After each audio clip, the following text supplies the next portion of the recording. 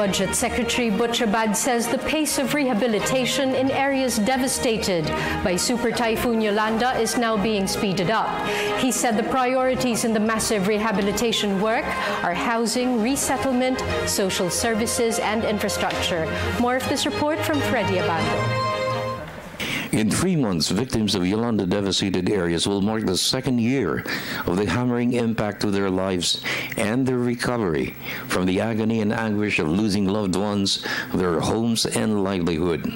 Government has mobilized the to build back better with the implementation of the Comprehensive Recovery and Reconstruction Program of areas in the Visayan region that suffered from the brunt of Yolanda's fury. There were ups and downs, and critics said the program was slow, but it takes time to plan and set it into motion. Budget Secretary Butch said the pace has gained speed.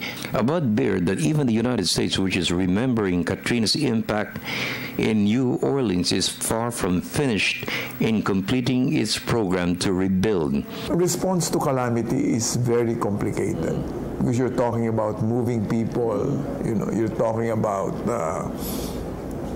magnitudes that have never been experienced before, and so it's not about money or it's not about willingness. It's just that the magnitude of the undertaking is simply beyond the capacity of the state, and I speak in general, to respond to in a manner that can meet the expectations of people. Of course, those who are hit, they want it tomorrow. Yeah. But that's not. In fact, but we're on the UNDP representative was telling us, you are too hard on yourself. You are trying to meet an expectation that's hard to meet. Well, our answer is, well, it's better to be hard on ourselves than, keep people waiting. There are 4 priorities: housing and resettlement, social services, and infrastructure. For housing, Yolanda victims will be provided with climate-resilient homes built far from danger zones. Those living in temporary shelters will soon be relocated to resettlements. Housing Secretary Cheeto Cruz said that by the end of the president's term, 200,000 permanent houses will be turned over to victim families. We had to meet with all the governors, all the LGUs to find out the housing need for the entire Yolanda-affected region.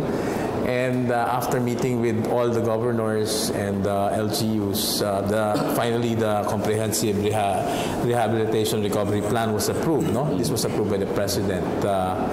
And also, while we were doing this, we were also looking for land where we will be putting up all these resettlement sites. So we cannot just put it in any other place, except that we have to look for safe areas. After the term of the presidents, probably we'll be able to hit 100, 120, 130,000 probably. For the permanent housing construction, is basically NHA who's doing this. We have the emergency shelter assistance. This is being provided for by the SWD. For social services, reconstruction of climate-resistant schools and health facilities are ongoing. So with the construction of roads and bridges, business and livelihood are slowly being restored. Agriculture's recovery has gained momentum. The Ahon program of the Bureau of Fisheries has restored the livelihood of fisher folk in all of the affected coastal areas. A massive coconut replanting program will continue for the next 5 years. NEDA Secretary Arsenio Balisacan said the economy of the affected areas in the Visayan region is beginning to show signs. If you go to Leyte, to Tacloban, Leyte, you can see already some recovery. But as the experiences of many countries, Katrina in the U.S., it's a long-term process because when a place is devastated, it takes a while for confidence even of the business community to rebuild and put back what they lost. So it's a rebuilding that confidence and getting assurance that they will not be hit again in the future. So that's not easy. For the People's Television Network, this is Freddie Abando reporting.